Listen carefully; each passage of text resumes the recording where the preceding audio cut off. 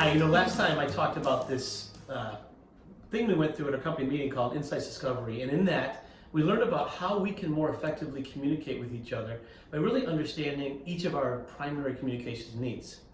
And today I have a special guest, Paul Mitchell. Paul runs our delivery services, and Paul's actually somewhat of a pro at this whole Insights thing. In fact, he went through it with us, and this was his third time.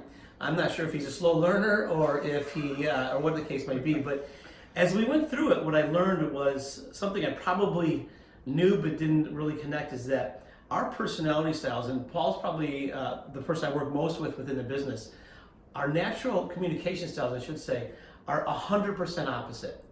And in many ways, that's why we work well together. But I thought Paul could share with you a little bit about how long did it take for him to figure out my communication style, and how did that affect the way that he communicated with me. So, Paul, welcome.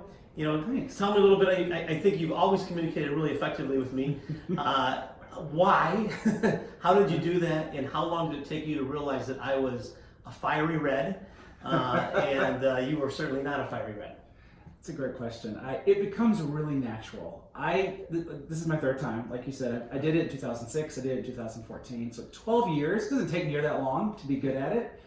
But the first time you and I talked, you were in the car.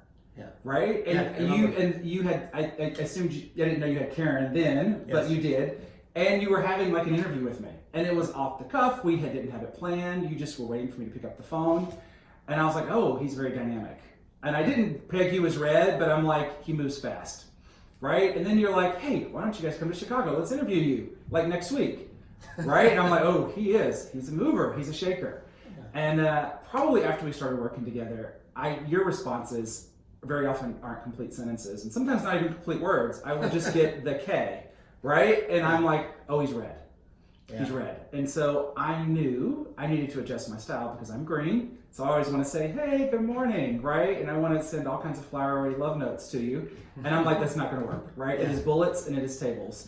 And so pretty quickly, I would say within the first 4 weeks, I picked up on that. And how did it change? And how did you train me to communicate better with you, because your style was much better without me going through this? What are some things that you maybe did to get me to meet you a little bit closer to halfway in my communicating to you?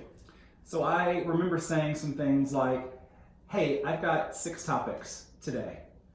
It's because very often you and I would get through a couple of them, and then you were very busy and had somewhere else to go. And I was like, ooh, I'm not getting all my what else's, right? I didn't get all of them. I have a lot. So I would start off saying, I have 6 things. And I was setting your expectation up front when I knew I had your most attention. And then you were great. We would be able to get through all 6. Or I would start to say, I need to spend some time on this with you. If now's not your moment where you can be fully engaged, let me pick another time. Mm-hmm. And that worked a couple of times because you were really busy. And when those times when we came back around and did it, you were great because I had already set that expectation. So just subtly by trying to lead with it. Well, and I noticed when you'd lead with that, I think many times you'd say, well, I have a big list for you, but we're going to cover 5 things.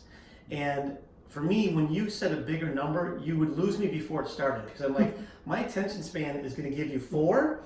So if you ask for 9, you might get 3. But if you say 5, I could probably get through that 5th one, and we were able to do that. So I think I appreciate that you adjusted that. Now that I went through the training, he might expect me to even do better, which is a problem. But the reality is that we communicated much differently.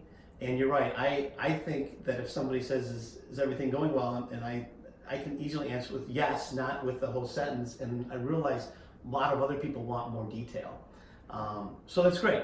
Anything else that you would like me to do as we go forward, as I'm learning more about insights and how everybody communicates? Anything that you can think of that comes off the top of your head? I can tell you, even in the time it's been since we did the training, you've already probably unconsciously changed your communication style, because you will send me a couple of bullets of things, and you'd be like, and by the way, great job on this yesterday. Or I hope you have a great day. Right. Which is something I wasn't getting before, right? But you just throw it at the end, and it's completely green, and it fills all of my needs, and it's great. Great. Well, good. Yeah. Well, guys, I mentioned, like I said last month, I said that I would show you and let you talk to somebody who has experienced this and the impact it's making on our communications. I hope a year from now as you talk to more people that interact with me and I interact with, that they will have said that I have really changed my communication style to meet their needs. But I hope they don't have too high of expectations, because I'm only going to do my best. Thanks a lot. Have a great day.